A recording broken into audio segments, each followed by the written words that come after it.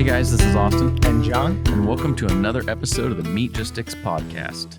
Today is another special episode. I love special episodes because we have a guest. So I get someone else to talk to besides John. So it's a great day and I'm excited to be here. We've got a great guest with us today. It's Mark Lewke from Ron Scherer Productions. But I'm sorry, Mark, before we get to you, we always have to do the most important thing of the day first, and that is the beer of the day. So to start things off, I feel a little boring today because I actually went with something that I've already drank on one of the podcasts, and I a lot of times drink on like our live streams and things like that. This is the Walnut River High Beam IPA. It's just a great overall IPA. I didn't have enough time to really go get something, so this is what I had, and I'm not complaining because this is the best IPA in the world. However, I am a little disappointed I don't have something new and different to share with everybody. But if you like IPAs, you have to get your hands on one of these. It's amazing. Like maybe we're secretly sponsored by Walnut River. If we can figure out how to get sponsored by them, I'm in. I mean, you say I have a problem with keep bringing Dogfish Head, but that is between live streams and this, you had way more Walnut River beers than I have. True. Dogfish Head. So true. I brought Worth the Wait. It is an Imperial Red Ale from Boulevard Brewing Company. It is 9.9%. Woo! And pretty delicious, honestly. Yeah.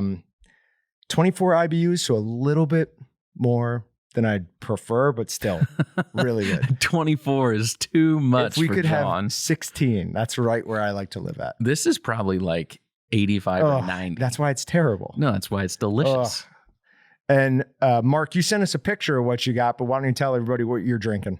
Yeah, so I had to stop at the liquor store at lunch because last time we talked, I had Coors Light, and that wasn't very exciting. So I picked up a Castle Danger Brewery, 2 beers. Castle Danger's on the shores of Lake Superior. I'm not sure if you guys can get it there or not, but I've never had it. But I picked up an Ode IPA, which is an India Pale Ale. The can looked cool, so I bought it, and it's got 6.8% alcohol.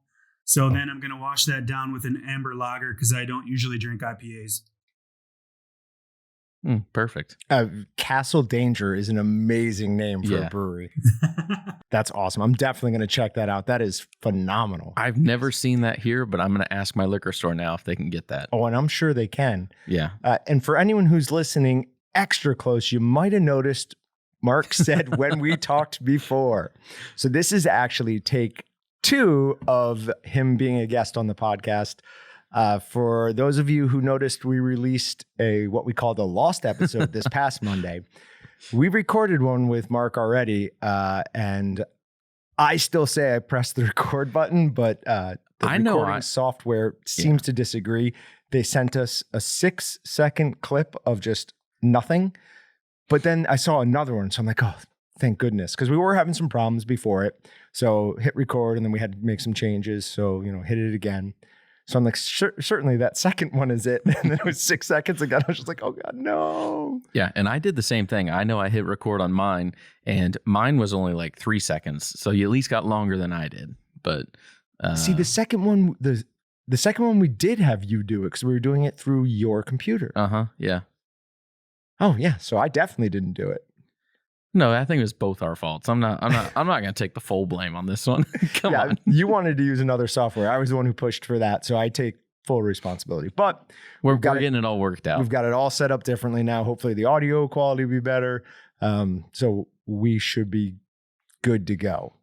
So Mark, why don't you tell us a little bit about yourself, what you do, who you work for? Just go ahead. Nothing is too insignificant. Well, thanks everybody. And thank you guys for inviting me on this podcast.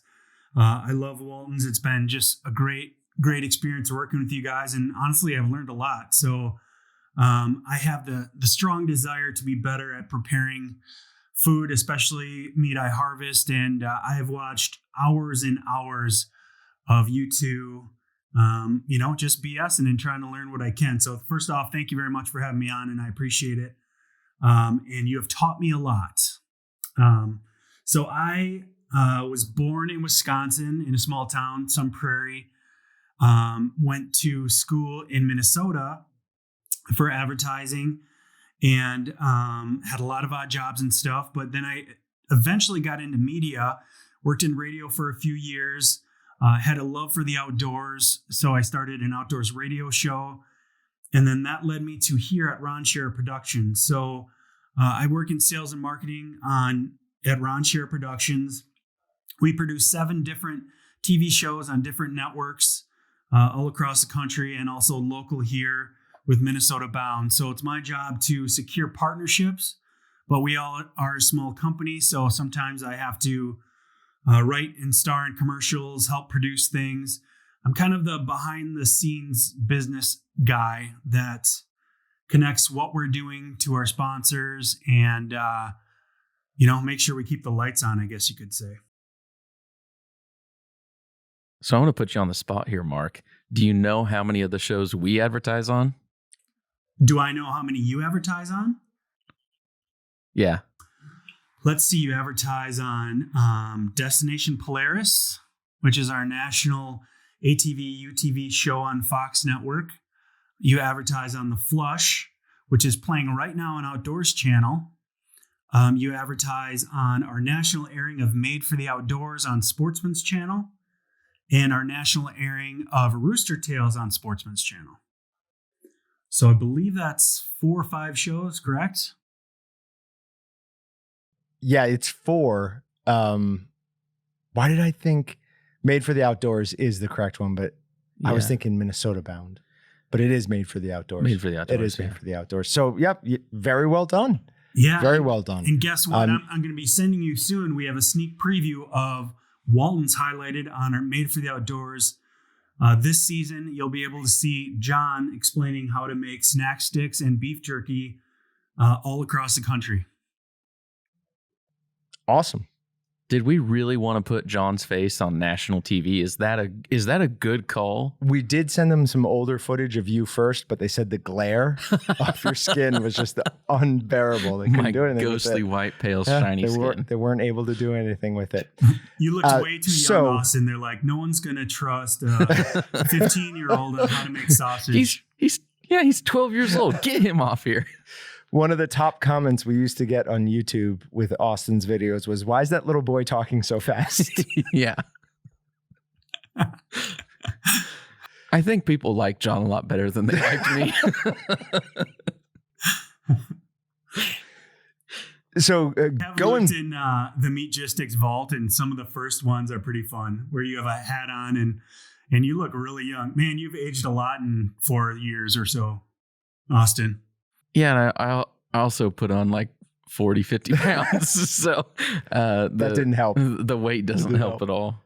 No, yeah, there are definitely, but even when I look back at the earlier ones that I did in the corner over there, I'm like, oh, I've aged. Oh yeah. Like that's a noticeable 5 years.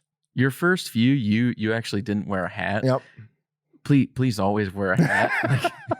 It looks a lot better when you wear a hat. I've got what's known as a 5 head, that my forehead extends. If you can imagine just Peyton Manning's head a little bit smaller, a little bit more proportional, that's my head. So perfect. Not great. There was too much glare for the camera. I couldn't focus on. So going back from talking to you, Mark, I know you are a pretty avid fisherman. I am. Growing up in that area, just the lakes all around with all sorts of great fish.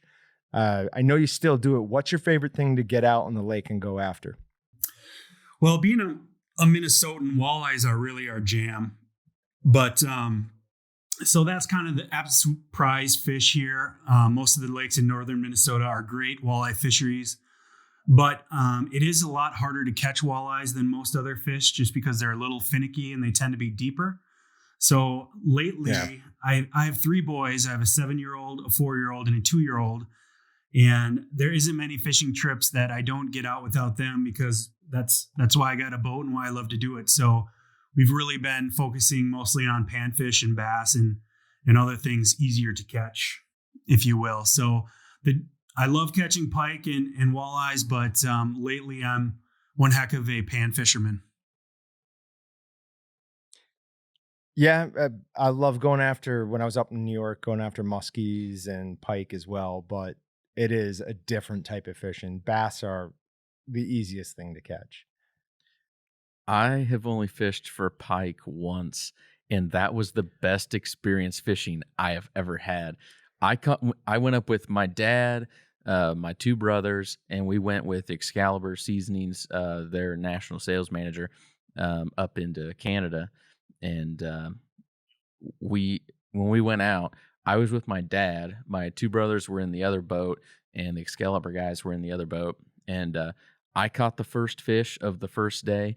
And when my dad and I got that in, we were like, "What do we do with this thing?" We had no idea because we're Kansas boys. That I mean, all we ever catch are really bass. I mean, that's 99% of the time we're fishing for bass.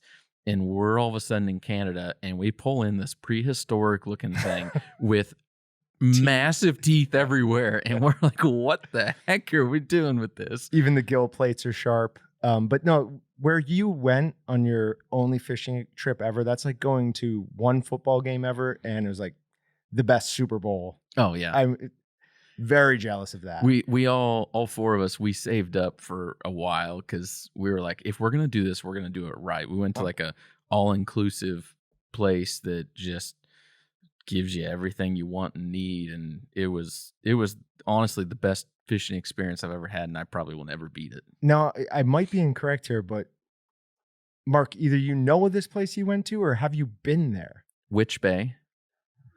I have not. I have heard of it, but I will agree with John where if your first real fishing trip is, the Canada wilderness, you are spoiled because even in the great fishing waters of Minnesota, you will work for hours to maybe catch 3-4 fish max. But I had the pleasure of going up with my dad. That was kind of our annual trip, is flying up in a float plane in Canada. And it's a whole different experience. It's just like if you say, I want to go pheasant hunting, and then you go to the heart of South Dakota, and that's what you think pheasant hunting is. It's like, it's just, it's another world up there. And I can't wait to go back. Unfortunately, I don't know if you know, but the Canada border is closed right now. So all of our trips and our filming and everything, it's just been on hold. So that's unfortunate for us and unfortunate for all those resorts up there because they can't have any American tourism dollars right now. Oh yeah, that's definitely got to be a big deal there. So what are you guys doing for Polaris? For Destination Polaris, so we had to push back a lot of shows, but we're out filming now. We just had to cancel one again in California, unfortunately, but we're going to places that allow us to shoot. We just have to be, follow their guidelines and more precautions. We're starting to shoot some more content. Interestingly, I was just on a shoot for Made for the Outdoors. We were at Pearson's Candy Company. I don't know if you've heard of the salted nut roll. Is kind of a famous candy up here.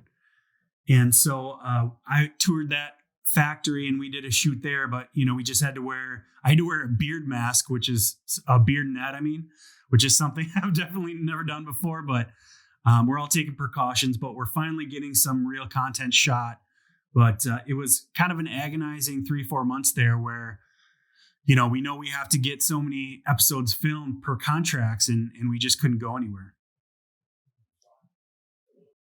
Yeah, that's one of those weird things. Everybody's home consuming more TV and media than ever, and it's way harder to make new media. Yeah. It's even in here. This is obviously a very small thing compared to what you guys are doing, or at least viewership-wise.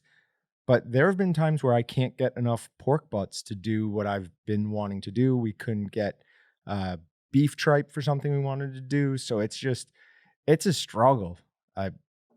And I know from being at home, I'm like, dude, when's somebody going to release something new for me to watch? Yeah.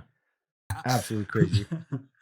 Yeah, we noticed that on our shows, the ratings went really high. And, we have a lot of shows on Fox Sports Network where, baseball reigns and there's no baseball games. So our shows are being played over and over. The one positive, I guess it's hard to count positives in this though, is so many more people are getting outside and doing outdoors activities. Like our fishing licenses in Minnesota went up 40% this year over last year. and turkey hunting licenses are way up. So every boat launch I go to, you have to park in the grass somewhere. So I guess the unsung positive of this whole situation is that people are experiencing the outdoors, which, and if we can get some new people outdoors and doing that kind of thing and away from iPads, that's a great thing. Yeah, we said that on almost all of our earlier episodes, was that the silver lining of this is more people are going to start paying attention to where they're getting their food from and the outdoors. Hope that continues. And from our standpoint, I mean, who our general non-retail customer is. It's the medium-sized processor, it's the small butcher shop or large butcher shop. And they're seeing a huge influx of new customers who aren't able to get what they're looking for from their local grocery store. So if we've been saying, if they can even keep 10%, 15% of those new customers, they're going to be much better off in years to come. Same thing with people going outside. If we can just hook a certain number of them into loving experiences that they have out in wilderness, and we can keep them coming back, it'll be better for everybody. Yep, that's for sure. Yep. I've also noticed a big emphasis on, people wanting to eat their own game that they kill themselves. It's like there's a lot of uncertainty with, packing plants, and, a couple of them got shut down. We had our pork and chicken was unavailable in our grocery stores here for a few weeks. So people are starting to think about either raising their own animals or, consume more hunting or finding other ways to source meat. So I think that has kind of opened up some eyes too, and got some people into local butcher shops. And like, I know people that have raised their own pigs and then will take them to a local butcher shop and have that process. So I think it's, in some ways, it might be a good thing where people start being a little more conscious about where they're getting their food. Yeah, absolutely. And we've seen numerous people. We're talking to a guy who wanted to sell us hogs for literally nothing. Oh, not literally nothing, but almost nothing. Mm-hmm. Basically just what he'd spent feeding them. In the end, we couldn't make it work, but there are tons of people looking to do that right now. And one of our other employees I don't even know how many hogs he's hot boned with his family this year, but I think he's good for years to come. Yeah, it's unbelievable. Absolutely unbelievable. But Mark, I know you had me being, I don't really consider myself a city boy, but like growing up more near a city than I think most people. You had something that I would consider a somewhat, at least, unusual growing up. Why don't you take us through what a day in your childhood was like? Well, I grew up in a smaller town, Sun Prairie, Wisconsin. It's outside of Madison. My family came from farming, so all my cousins and uncles and everyone were farmers. So my dad inherited a farm. So we did have farmland that we rented. I did not live on a farm per se, but I spent a lot of time out there working on things, had a lot of weird farm jobs. I detasseled corn one summer. If you've ever done that, any of our listeners, that's one of the most terrible jobs you could possibly have. You're cut up. Can you explain that? What is that? You said deep tassel? Yeah, you're walking through cornfields and basically break, cornfields over your head, and you're breaking pieces of corn off. It has to do with the making seed corn. So I don't know the exact science behind it, but I remember being very hot and very cut up at the end of the day. But anyway, so I did grow up in, a regular kind of suburban household, but I do have a connection to rural life, I guess. And my dad decided not to go into farming because my grandpa was still young when he came of age. And, my grandpa wanted to pay him, $1 a month to work on the farm. And so my dad had a degree in food science. So he ended up working in some slaughtering plants and then eventually landed at Oscar Mayer, where he was in charge of sourcing all their meats for their sausage, for everything. Basically, he would go to suppliers and they would kiss his butt and hope that Oscar Mayer would buy from them. Yeah, very cool. I never knew that. That's awesome. Like, that's like a perfect connection with kind of our world and what we do with the whole food science thing. So he was a food scientist. He I guess you could say he's a sausage snob. Whenever I try new things, I've, seen him look at me like I'm crazy and spit it out and say, "What are you thinking?" But that's part of the fun. He was actually a sausage judge, and so I grew up going to the Oscar Mayer plant in Madison and seeing how everything worked. They made bologna, and it was fun. And I was actually on a test panel.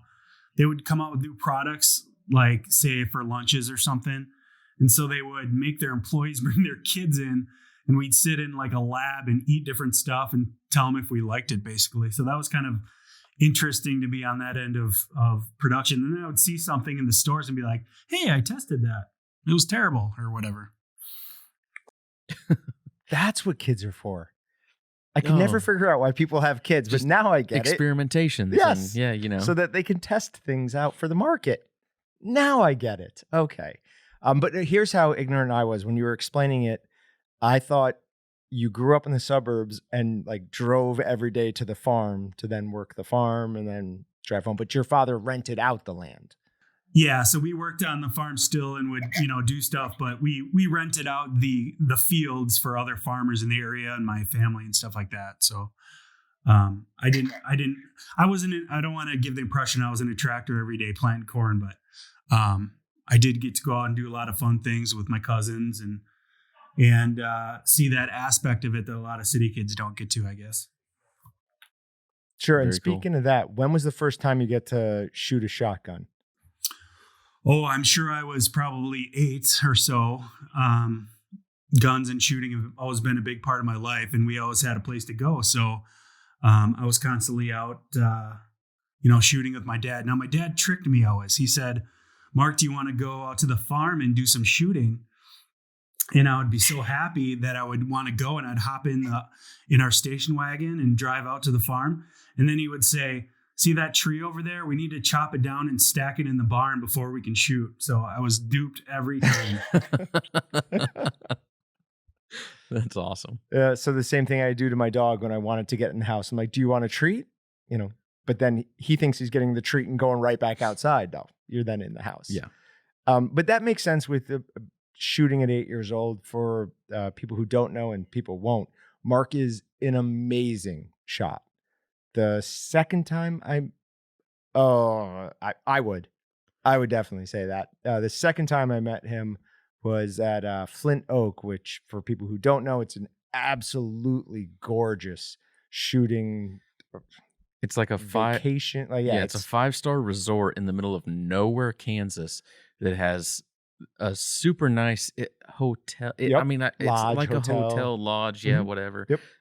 But then it's got hunting, it's got skeet shooting, trap shooting, fishing, clay targets and clay pigeons, and fishing and everything outdoors you can dream of. And all the lawn is incredibly well manicured somehow, and it's just huge swaths. Like they're not doing that with a mower. I don't know what they're doing, but absolutely gorgeous. And I got to go up there. And we were standing up high looking down at the trap shooting. And I think it was your dad pointed to the middle and like, "Yeah, that's Mark." I'm like, "I think I remember that guy." And it just, every time it came down to him, down the line, boom, somebody else out. Come back around, boom, somebody else out.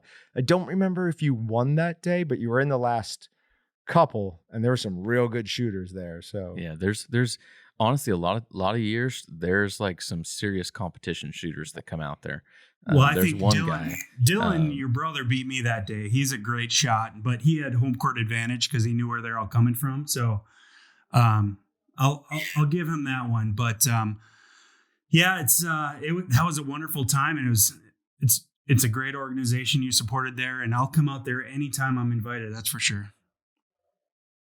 So hopefully that event is still going to take place. We'll see. I have a bad feeling we're going to get postponed again, but I forget what the date is they'd picked. It was sometime in August. August 20th, something like that. August 20th, something like that, yeah. But the way things are going, my hopes aren't high. It's not happening. We'll see what happens. So, Mark, the 4 Outdoorsmen, that's something you do every week, right?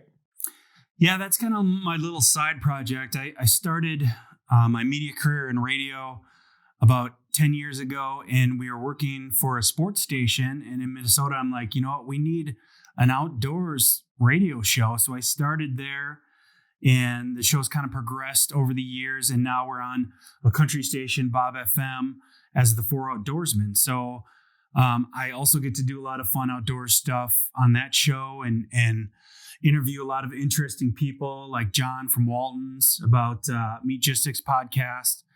But that is a lot of fun because it gives me an excuse to get away from my wife and kids and say, hey, I got to go fishing. I need content for this radio show I do every week. So if you want to tune in, it's on iTunes, or go to the 4outdoorsman.com, and all our episodes are on there, including John's.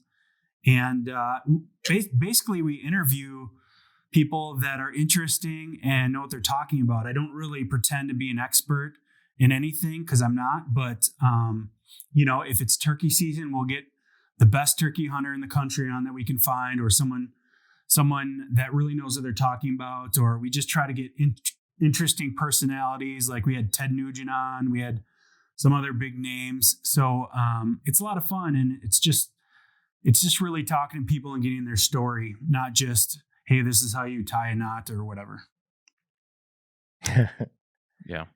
Yeah, we've got a weird tie to Ted Nugent as well, and brought it up a few times with maybe trying to get him on here eventually. I have his contact information. Yeah. I've just never reached out. One of our biggest Meastgistics users. To be honest with you, like I have his contact of his secretary, and she responded right away. Said, yeah, okay. I'm like, whoa, all right. That's kind of cool. That is kind of cool. But Joe Hell, who's one of our biggest Meastgistics users, used to run moderate an archery forum, and he knew him from there and got to be fairly friendly with him. Said he's an absolutely great guy. Is that your experience? Yeah, he was. I mean, for someone that of his high of, fame and recognition, he was really, really nice and easy to talk to. Obviously, he's very opinionated, but that's why we wanted him on, because he speaks his mind. So yeah, he was a lot of fun to have. And you'd be surprised at how many people I've met and interviewed where I haven't really met a lot of jerks in the outdoors industry. So that's been a pleasant surprise. Huh. You must not know Austin that well then. Oh, thanks, John. I appreciate that. But fair enough. Fair enough. What else I was going to say was, it was interesting that I was on your show then, because you said you like to have interesting people who know what they're talking about. And those are definitely not two things I would apply to myself. No, you know what you're talking about. There you go. Sure, I was fishing for that one. All right. So out of everything you do, I know, like me, you're more of a fisherman. But what is your favorite thing to get out there and get after for hunting? Lately, I've been on a duck hunting kick. I grew up deer hunting, and I still enjoy deer hunting. I haven't shot one in a few years, unfortunately. But over the last 5 years, with the radio show and TV, I've been able to do some different things, and I really enjoy duck hunting. I just love, sitting, having a cup of coffee. You can talk to people. You don't have to be super quiet the whole time, which is hard for me to do. And I just like a cool morning duck hunting, on a pond in a little John boat. I just really enjoy that right now. But I have also gotten into turkey hunting last couple of years and deer hunting. But right now, I like duck. To be honest with you, I really like pheasant hunting too. So the whole bird hunting genre has kind of taken over my hunting life, I guess. Yeah, it's just easier. I like bird hunting, pheasant hunting, quail hunting, because you actually get a walk around, you get a talk. Because I have a hard time just sitting there doing absolutely nothing, especially duck hunting, because it's just cold, and like I sit there and freeze without moving. Although I love the cold, which is weird, but pheasant hunting, like you get a walk, you get to do something. I feel even if we don't get into a lot of birds, I'm like, well, I'm at least active. I'm doing something. And if you have to be quiet, that won't work for you, because some electronic device is always going to be going off near you, trying to get your attention. Vibrate mode. Well, you can still hear that. It's always going on around you, at least in some way. So do you have what are you doing with a lot of your duck? Are you doing like a favorite thing I've had of duck is a duck a la rancia? Rancia? It's like, It sounds fancy. it is. It's very fancy. The problem is it gets cold quick. And if you don't eat it while it's hot, no good. What's your favorite thing to do with duck? Duck can be difficult because, and the different species, some of them taste terrible. So you really have to, do a lot to them. But my favorite thing to do is just marinade and then throw on the grill and eat like that. You can't overcook it. So, a nice marinade and just fry it up like you would a steak. That's how I prefer to do it. I'm sorry, did you say you can't overcook it or you can? I said you can overcook it. Yeah, you don't want it to be too tough. Oh, okay. Yeah. Oh, I was going to say challenge accepted. I will overcook. I like hunting duck a lot more than I like eating duck, to be honest with you. Yeah, I think that's a lot of people's opinion. A lot of times I when I talk to guys that are like serious duck hunters, they're like, man, yeah, I've got like 30 pounds in my freezer and I don't know what to do with it. And a lot of those guys tell them, hey, turn it into sausage. Just throw like some pork butts in there and some fat, and it really helps, especially when you have a good quantity. It's hard to like turn like 1 or 2 ducks into sausage. When you have like a couple, just do something else with it. Why are you smiling at me, John? For a couple of reasons. One, I did want to say when you said throw some fat in it, out of all of the birds, duck is the best fat to use. True. They just like any wild game. They're probably too low. It's minimal. Yeah. Exactly. But I did have somebody on Meastgistics once ask, can I replace duck fat or pork fat with duck fat? I'm like, you can. If you have enough of it, go for it. You have farm raised ducks that are fatty, but and then the other thing is the one thing I would say maybe that's not true of. Actually, the 2 things. One would be elk. People love elk. Like it's crazy how much people love eating that. And the other thing, and this is kind of a throwback to the one we missed with that Ron Shera does some advertising for us with, which is Nick's Wild Ride. When we had him in studio, he says his favorite meat, yes. period, not like, a certain cut of, he said all around is mountain lion. We need to bribe him somehow to bring us mountain lion sometime. Yeah. I don't know. I think that has something to do with the mystique because they, it's like when you have to work really, really hard for something, it probably tastes better, So it's like... I don't think that's the case, Mark. Oh, I was going to say that mountain lions are incredibly hard to hunt. I mean, people hunt their whole lives to get one. So unless he's like, just covered in them, maybe that is a little bit of the mystique, but maybe I'm wrong. So, I mean, it could be that. Sure, that could be a part of it, but he's not the only person I've heard say that. It's either Steve Ranella or one of those big guys, Adam Greentree, one of those really big hunters, also says that is his favorite meal. And don't quote me on that, but it's one of those guys.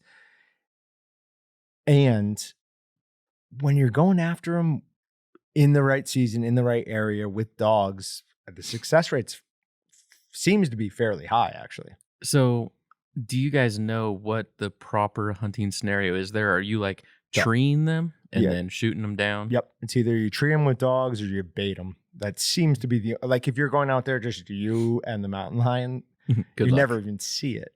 Yeah. I think some people do it like that, but I'm not really sure. I'm not up in my mountain lion hunting game, but it sounds fun. That's true. Yeah. I'm talking like, I'm going to go out this weekend and I am not. But yeah, that's good to know that other people enjoy bird hunting more for the ease than I wouldn't say ease, because there are times when you're like, that's fair. I'm misspeaking there. Not for the ease of the hunt, but the ease of the preparation. Like I can do a lot less work and process my pheasant than a deer. Oh, true. It is a lot easier. Okay. Right? Because you want to eat what you kill. I mean, yeah. I mean that's not all the fun, but that's the reward. It's part Is of it. you don't just do something and you're done. Like you get a treat afterwards. It's kind of like a dog. Hey, here, fetch Fido, and then you get to come back with something and you get a treat for it. Yeah. That actually that makes an odd amount of sense, but it definitely does make sense. So for anyone keeping score at home, that is Nick's Wild Ride, who we're advertising with them with. It is Made for the Outdoors, Rooster Tails, The Flush, and Destination Polaris. All of those. Do you want to tell them where they can view them? Yeah, so Destination Polaris is on Fox Sports Network. So depending on where you are in the country, go to your Fox Sports affiliate, and that'll be on. We are running in Q4, which starts in September, but we are going to have some episodes earlier than that as well, just kind of as a bonus. So keep an eye out for that. Nick's Wild Ride is on Outdoors Channel. The Flush is also on Outdoors Channel. Let's see what else we got here. Rooster Tails on Sportsman's Channel. And that rounds about the Waltons lineup, I think. So if you want, since I mean what other shows do you guys do? Like even if we're not advertising on them, like throw out what else you guys do. We do a lot of regional stuff here. We have a lot of shows that play in Wisconsin, Minnesota, North Dakota, South Dakota, and Iowa. We have a show called Due North Outdoors. We have a show called Backroads with Ron and Raven. And then our first show ever, the one that started it all, is Minnesota Bound, and that runs on NBC in Minnesota only, but it's on NBC on Saturday night and Sunday night. So that's kind of our roundup of shows. Do you want to pick a favorite? My favorite to watch or is the political answer is all of them? Either or both. All of them. Being a part of, I loved Made for the Outdoors because I'm so much more involved in it, and I've been in the factories, and I really enjoy that part of it. My favorite to watch is probably The Flush, just because it is a true adventure show, and Travis does a great job and of making it fun, and not just pushing fields, but telling stories, and you know, it's about the dogs. And I don't own a dog, but I aspire to soon. But I really enjoy watching The Flush personally. Yeah. I think that's one of the things that makes The Flush different than some other hunting shows is it is kind of a story about the dogs involved. It is a story in general, but it's not your typical hunting show that I think of anyways, where it's just most time when I think of hunting shows, I think of like a deer hunting, and it's like, hey, we're in the deer stand and this is what we're doing. But it's a cool different deal. That's the great thing I like about Ron Shera, to toot my own horn, is Ron started in news. So everything we do has to have a story or a purpose or an interesting character. It's not just sit in a tree and kill something, you know, and whisper. So I do enjoy the fact that our shows are storytelling and not just, killing something. Yeah, for sure. Yeah, and for anyone who has seen The Flush before, or really anything with Travis, he is a legitimately nice, great guy. Like you have a conversation with him, like he's looking directly at you, totally engaged. It's almost that like politician feeling you get, like, wow, he's really trying to absorb like everything I'm saying. Travis Frank, 2020. What? Who knows? Weirder things have happened. 2024, probably. But no, great guy. Had a great time with him when we came up to visit you guys the first time. Then saw you again at Pheasant Fest. So it's a nice relationship we have with you guys. We enjoy what you put out. We like that we advertise with you, and it's something that most of our target customers would enjoy anyways. So yeah. It is a good relationship. It is. You guys are great to work with. The fact that, you know, we get to know the whole family and be part of it is it's special, because honestly, there's a lot of companies that aren't like that anymore. Things are run by boards and media directors that won't talk to you or take the time. So it's really nice to work with a company that, has the same values and is a family, and they pick up the phone when you harass them. Yeah, don't worry about that. When I take over, a board will be in place. We wouldn't let you take over, John, without a board supervising everything you did. That's actually really fair. That's a good call. That is a very good call. So, yeah, no, that won't happen. So the viewers already know that this is our second go at this. Our first go was pre-July 4th. This is post-July 4th. One of the things that we saw in Meat Matters that really blew me away and made me oddly more proud to be an American in these days was that meat sales on the weekend of July 4th were up almost 19% from last year. Yeah, that's insane. Absolutely huge. And it even takes into account the inflation. The volume was still up significantly. Yes, beef prices are at they're not quite at an all-time high. The last time we tried to do this, they were. Yeah. They're not quite at that level, but they're still high. But volume was up 5%, I think, in that range. Yeah. Mm-hmm. So buying more sausages, buying more ribeyes, buying more pork butts. I mean, most of it was probably hot dogs, but you know what? As long as meat's on the diet plan, I'm in. So it wasn't. So really, yeah, beef was up 22%, and again, don't hold me exactly to that. Pork was up a slightly lesser amount, and assortment, which is some like a mix of beef and pork or something like that, was only up 4 or 5%. So it was mostly like an all beef or an all pork. So it was whole cut stuff. Nice. Very cool. Yeah. So speaking of that, I know I went to Table Rock Lake for July 4th with some friends. We got to do some great boating stuff. And I cooked some Supreme Pizza pork bratwursts that I ground up 100% like log pepperoni in. And they were, there's numerous people here who have told me that's the best thing we've ever made. Yeah, it was delicious. It really was amazing. So I froze a couple of packages of those, brought them up. And even the little kids, our friends have had a kid and she brought a friend. Usually when you make something that's a little bit out there, little kids are not going to be in on that, but they loved it. So yeah. What'd you do? So what I did, I actually did something somewhat similar in a sense that you took a package of my Supreme Pizza bratwurst. No. I made multiple things, but one of them was a pizza meat snack-ish thing. So I did stuffed pork tenderloin. What a huge surprise. Austin stuffed a tenderloin.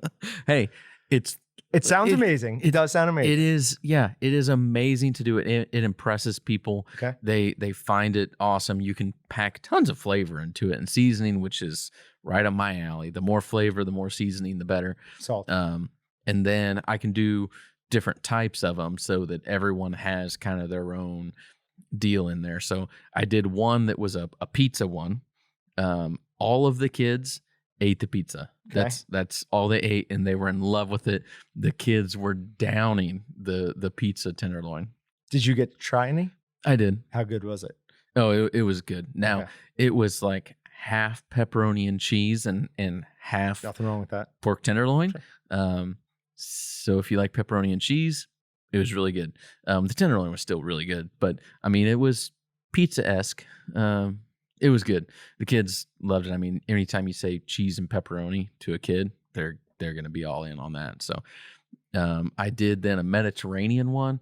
I did it with like hummus as like the spread or liquid or something gooey. You always have to put something gooey inside of it. Sure. But hummus, little bit of cheese. I think I did feta. Feta. That's it. Yeah. Some olives. I don't remember what else. It was everything Mediterranean I could find at the store. Then I did a buffalo chicken wing one. That one was amazing. That might be my favorite. It had a little bit of spice to it. But it was just like cream cheese-ish type of stuff with some buffalo sauce and some chicken, and it was killer. Then the last one,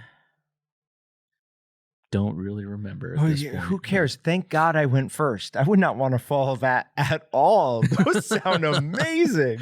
The last one was still really good. I'm drooling over here. But I was excited about them all. They were delicious, but it's really gonna make me mad now. I can't remember the last one. Don't worry about it. So your pork tenderloin, did you pound it flat or just flat? Oh, you have to pound it flat. Yeah. You can. It is easier. It's easier. You can butterfly it out if you're doing like a pork loin. With tenderloin, fair enough. No, you have to pound that out. It's tough. And you, even with a loin, you still have to be fairly handy with a knife to do it. Oh yeah. That's the first way we did it here when we started doing videos on some different things to do with meat products. We did like a stuffed pork loin, and I filleted those things out. I filleted like 4 of them, and it took forever because I'm like, this has to be perfect. You have to be even and do it, and it was a mess. It's better to just take tenderloins and just pound them out with a meat mallet. Yep, absolutely. All right, so Mark, I gave you as much of a break between his amazing descriptions. I hope you did something more than hamburgers and hot dogs, but those are good too. Well, I was in Wisconsin. I actually rented my cousin's cabin for the entire summer because there's no baseball or anything, and he moved away for a job, so he had this cabin on a lake that's about an hour from my house. So I've been spending a lot of time up there. But I was in Wisconsin, so I had to make brats. So I had the blue ribbon brat seasoning my friend Eric made. Remember I told you that story where the casings were way, way too big? Yep. Like 38-42. Oh my gosh. But it was fantastic. I grilled overlooking the lake and watching the kids play, but you can't be in Wisconsin on July 4th and not eat brats. So that's what I did. I feel like that's a requirement every day of the week, all year round. If you're in Wisconsin, I'm pretty sure their diet is just brats, a little bit of sauerkraut, brats. Well, don't forget cheese curds. Oh, like, and cheese curds. Oh, yeah. Yes. Yeah, I need to live in Wisconsin now. Now it sounds good. I'm totally in. It gets cold in the winter, though, right? Not as cold as Minnesota. Huh. Yeah, Minnesota is a little bit more like west towards the Dakotas. Like Dakotas are frigid. I imagine Minnesota is just marginally better than that. Yeah, Dakotas and Minnesota are both kind of tundras. Wisconsin gets very cold too, but it's a little bit colder in Minnesota. Yeah, I'm done with cold. Our winters are as cold as I'm willing to deal with anymore. Do you remember when we went up to Pheasant Fest this last year and it was like that was the worst. -40 wind chill? I don't even know what it was. It was -30, -40, something like that. So just a quick story. We're at Mark, I'm almost sure I've told you this. We're unloading the trailer that we brought up with all like hundreds and hundreds, thousands of pounds of stuff. Like not meat product stuff, but stuff. And I'm all the way in the back of the trailer, and Austin looks at me and goes, "Oh my God, are you okay?" I'm like, "Yeah, I'm fine." He's like, "Your nose is gushing blood." You're bleeding everywhere. It was so cold that my nose just something popped in there, just running blood down my face. It was unreal. I thought you like hit something or did something because you were gushing. No, that was terrible. That was absolutely terrible. Yeah, and then I got lost downtown trying to walk that one day. It was not a good representation of that city, but in general, had a great time. Yeah. So, all right. Well, Mark, listen, we want to thank you for being willing to do this with us again.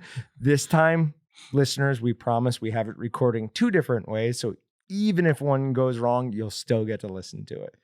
One way or another, you get to listen to Mark's beautiful, luscious, amazing voice and hear his take on life and what he does. I feel like luscious was over the top there. I'm trying to be over the top. Beautiful and amazing was all right. But all right, Mark, thanks so much. One more time, do you want to tell everybody how to reach you or how to listen to you on the 4 Outdoorsmen and the Ron Scherer stuff? Yeah, so you can go to ronscherer.com. It has all of our shows on there. It gives you times and viewing options. And if you go to the 4 Outdoorsmen.com, you can listen to all of my shows every Sunday night on Bob FM. Very cool. Thank you for being here, Mark. We really appreciate it. We really do. Thank you guys. Have a great one. You too.